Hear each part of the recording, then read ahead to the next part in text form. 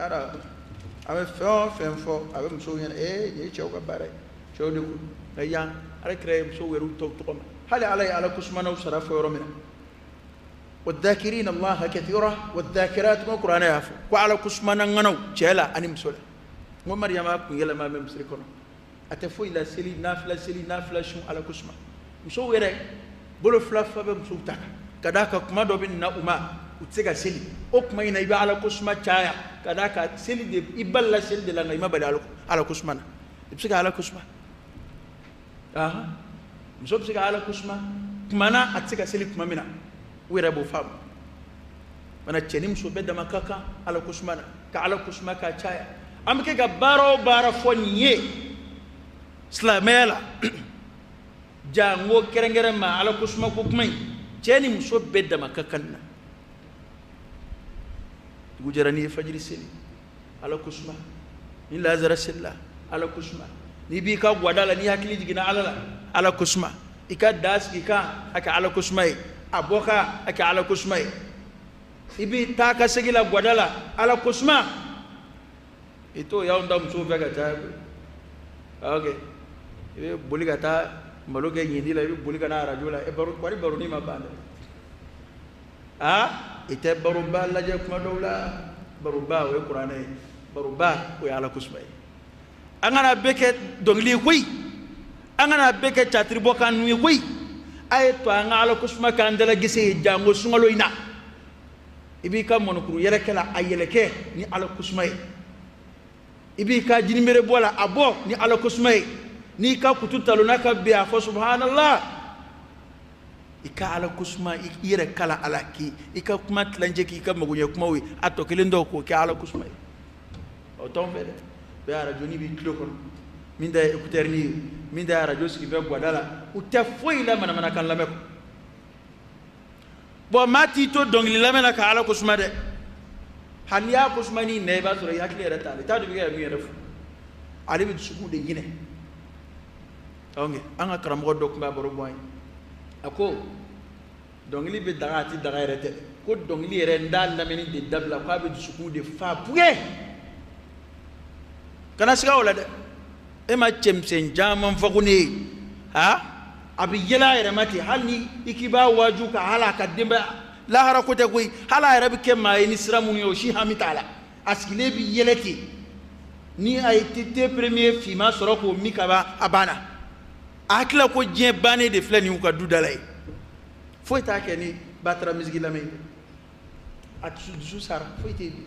kada akadama de ni nyene je ko nun na lebi sebe de bien ka boyika sukun kono languloya ni adama de ko nzigile ko abe ga se chundron sege akili tala ka barake be ka sigile police bala erabi ki ikremu abi se chun abi to ka dog da no fe ni o wati ko ni hakila fuiti sebe fuiti sukun te ka barake o wati jangwala kusma o nga ko yonde de don ba ko te ko ni ma farkolo sugula ni ala koyi a shaytana bina ba sugula ni ala ko tanay shika do de blano ambala kaw halli dongli kadi ala ko suma nga dongli lama we ala majam erebo dongli day ka wadala ibala ka ala majam ibala ki yere nyene jafana obeyo kada ka memmi nyona mina dongli ko ina ngoye ala banga chuna folifew ni batra kan vodi nete ka dongli te dore ka kuma ka masri ka sama yoro do sama ka yoro do ke chugo do ka masri obe ka ala kusma no wala kusma kan be folisi ngo tala fuitala mulubali fuita obe ala majam kan be ire ka kana abi arab kala isiga qur'ani ke tajudi ka gwadala jela bam so bi dongli min dur shibi nu ku yo nyeshi qur'ani ma halima abedru shibi do duru shibi ni ku yo nyeshi ala kira ka hadisa uma ni yo nyeshi ala kira tanu kan sallallahu alaihi wasallam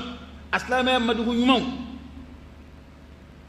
abi yenaje en même temps ibala ka kusma badilu be fay fay bela ambulu anzlam ubul fale ba bela ngabi do be ya shun teme wera ka ni jaju flay do be ya shun teme wera ka ni atoye di artiste langolo donglu ka donglu fleli ka wati temaire do wara taka jugo be luta american clipu ke ga wati teme libe be sigile nyina ma era shune Allahu akbar ni wula sera sa an ruka tele so RTM ni tele kuraw olu bina an janza sa ni muso kana ngolo ya mission tike do okay mama ni sigi wula fe bi ko ni kibi tele file ko shundige ne ko ni ado arajo do geri la ki ga gele ci kala be note police munun bala ni fe mun labe me ka bla shundige wati ni bi shetana ka fe labe no ndu na fora ka tile kɔngɔ ni minɔgɔ la i sune de bɛna sigi ka na musow kanangolo n'u kɔ n'u sun filɛ kɛnɛ kan k'o kɛ ka sun tigɛ ka sɔrɔ ka se tabolo kan o ye hɛrɛ a ye a ka arajo ninnu gɛrɛ a la a ka gɛlɛ ci k'a lamɛn n'o ye wali k'i ta lajɛ monturu la wali yɛrɛ ka bɔ ka tile filɛ n'a benna i ka ji min foyi t'a la ok n'i danganiyara ko tile benna ji min kabi tele mana jamana in kan an bɛ sun tigɛ parce que n'i y'a fɔ u tɛna n'a faamu nga nga tele ko nyanda yi a tebla la commande ko nga commande ndai okay fos la me fana ko de la je kuma dawla ita min mara bi bolo ni sema ke afroba maraka min dajuru bi bolo wala sira shu tige sababu ka ta min tele wallahi nu ye jajugunu ngala ko publiso blala ka fen langulo mbo sete ko bwala ka ke comme na fo o fleli dorre fe ko laje parce que gelabina ci tele la anga bi ci arajo fana dina arajo ba ambulo alhamdulillah bu gelaci arajo mali ba ci logiciel fle téléphone na abe laje no de ka soro ka ci arajo la abe be ka téléphone kono logiciel munum ba nga téléphone kono anyuma nyuma fi on fe be ba soro adi arajo re bo logiciel de laje ka soro ka gelaci ay o laje iki ga jimi anga yere kun kolosi sungolo ngono ay sungolo fo wa daraja ka bunjugo mina akota fana kololo ka bunte de shun ka gele cogo mina jango fundeni na kana tu ka shun ka ke fuyi kana tu ka shun ka ke sanju koro woshi nambe bato ka nga baraji koloshi koni do be kana jongola shuna de ko la allakum tattaqun wula yere sera botle na entraînement na wula sera do yimina kambugo ni zingile shori la ka entraînement nyana amanya de wula mana se na nisiki ki nya juru labla o dalu were te bolo la ko mala ka shun dige kono de nasoro ni sebe kubu kono ni ala kodu ni sungalo bunya kodu ba be femunu laben ka bla shuntige masunana shumba ude sigi be ka laje o fe on jati ka ngamne de mo dina mo be ngako bolu de bolu biro be ya kama islamu tolay munu min ko nun koloshi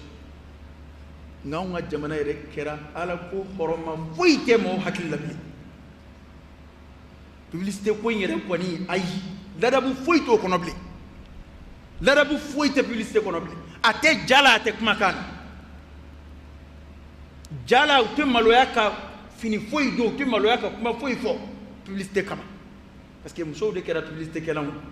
ni ko fon fe ko mo ka fle e ba fe ga nono boati gayi ni mo ta nono boati la ko jete taka aba minga na ngolo bolo nu ma nono boati la jew no kon la jew ok mana o la je tok na nono boati ko nyinde wana sira kuma fana ngalo kon be fe bela sa ngalo kiri be fe bela sa fo publicité ngalo ndo la blede o te dine arajo la o te arajo ganzana bit le kan ngalo tike ala kira dunya fon sallallahu alaihi wasallam ko ma te ngalo tike hali tlonge srafe hali saja kira ma sira di mama kan ngalo tike hali itlonge to na bini fe min dire ma ko nin ko fodama afo ni membulu min zebe mbaka ebo foko ban min maseba ka ko faro o faraka atiki min fiye ibo fo ama min vie ibo fo boisson nguni ndengele dama obi yelama ko ke froy akapsa koloma akapsa pasama ni ya mi so mada fe bi tile giringa jola abu far kolo banam seni be furake subhanallah mungera muyon zorota no kungo ke apmbe soroya ekba afrogo soro drometa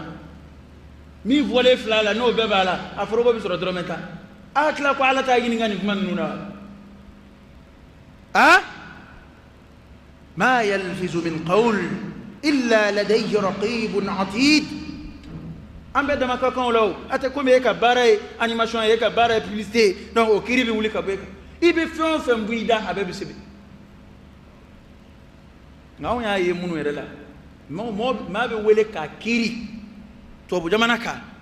موتو من فوفلا نات يا سانو ما سرالا أي تو جوانا تالا وينيكا أبسكا plenty do كما إكو كوني مفين لبالا أتارا لجي أميالا أبسكي ويلي فانا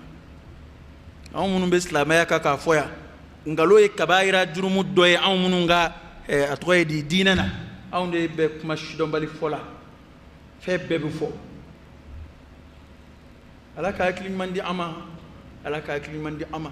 bana mashika barata to ke da masharia bidlay islamiyala an anjandola be baraka tililaw be baraka rajulaw aw de hey wal nini musoude be barakaw be da makaka hal mamun be barala nuka bara benam musoude fe barama ba ke sharia hukumu de kono esiga ti kari wal musowla ki bolo maga wal musowla ko o daga be parce que ke ka bara la ni musow ta kiri do e ka kiri do nulu masrala ni e ka srala foyti nu che sani fere gwanza fere kuma iki ka warmne abana kana ta foyi wara fara kai angan jandola mai be bara o barala srala ni ka o baraina ika sharia ka hake fle ala sharia ku ika danro min ika dai parce que bara chama mbo mbolo bi aslu taw ngi tay bara nu mbora nazaro fe kanaya an jina ka teme u no faala o nambu no faala an be bara in korosa de ka abla sharia mina ko non dishinga ana abavla na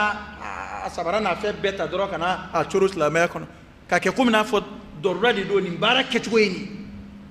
mo ko de miri bi arajo ko ni tele ko la ka ke komi a ketchugo de ni ou bien publicité ketchugo de ngalo ndige ni mangalo tige atija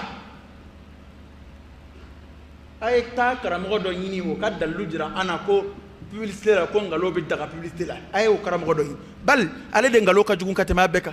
parce que ibina fe do do akono munakira ko fere kala ni sani kala ka tien fo nyoy ira bina fe mi vere ki ka lebu fo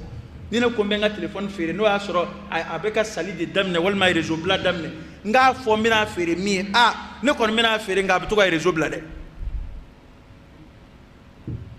kongo de fo sharia yo yin ay don ba winga